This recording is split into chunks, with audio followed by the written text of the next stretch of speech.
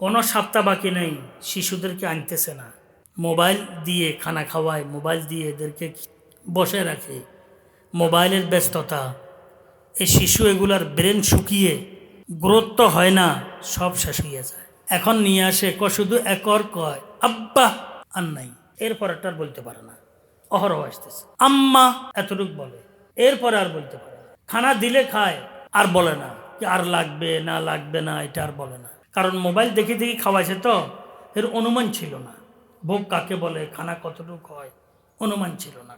সব ব্রেন থেকে, সব চাবিকাঠি দেহের কোনা না রে ভাই, ব্রেনে। আমরা প্রস্রাব করি, সুইচ কোথায়?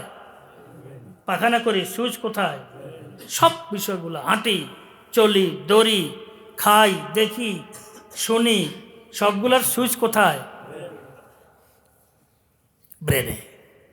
এই সুইচ নষ্ট হইয়া যায়। সুইচ যখন নষ্ট হইয়া যায়, তো শিশু আর এটা বলতে পারে না যে আমার এখন আরও খাবো, আরও দরকার, এখন এটা করব এটা করব, তো ব্রেনের সুইচটা নষ্ট হয়ে গেছে। আর এই সুইচ নষ্ট হয় অধিকাংশ মোবাইলের কারণে, অন্য কারণেও হয়, অন্য কারণে আমার দরকার নাই। আকসার ও ব্যস্তর অধিকাংশ কিসের কারণে হয়? মোবাইলের কারণে। বুঝছেন তো? তা আমি চিন্তা করি যদি মোবাইল থাকতো আসলে কি আমি এভাবে ঘুমাইতে পারতাম? আদৌ কি ঘুম আসতো? এখন তো ঘন্টা দেড় ঘন্টা পর কিছু হইলেও আসে। আদৌ কি ঘুম আসতো? আদৌ কি আমি আসলে এতটুক নিজেকে সুস্থতার সাথে নিজেকে ধরে রাখতে আমার পক্ষে সম্ভব হইতো?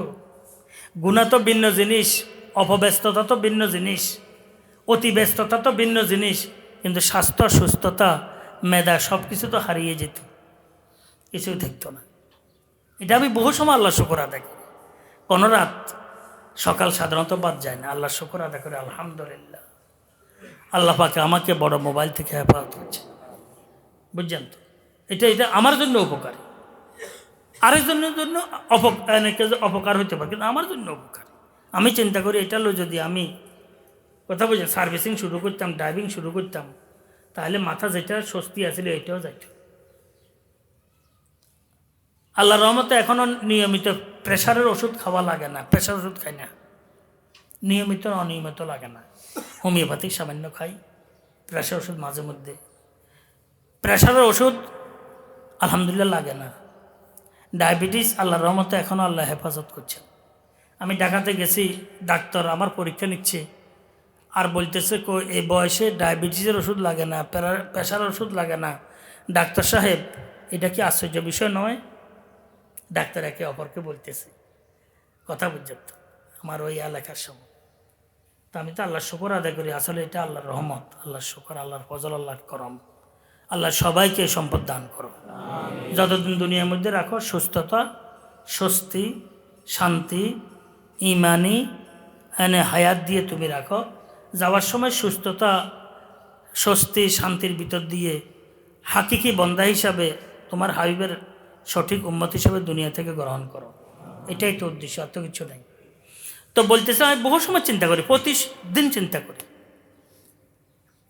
যদি একটা মোবাইল থাকতো তো আমি কী করতাম, ইরানে কী হওয়ার, ইরাকে কী হওয়ার, ইসরায়েলে কী হওয়ার, আমেরিকাতে কী হওয়ার, বাংলাদেশে কী হওয়ার, কী কাম আমার।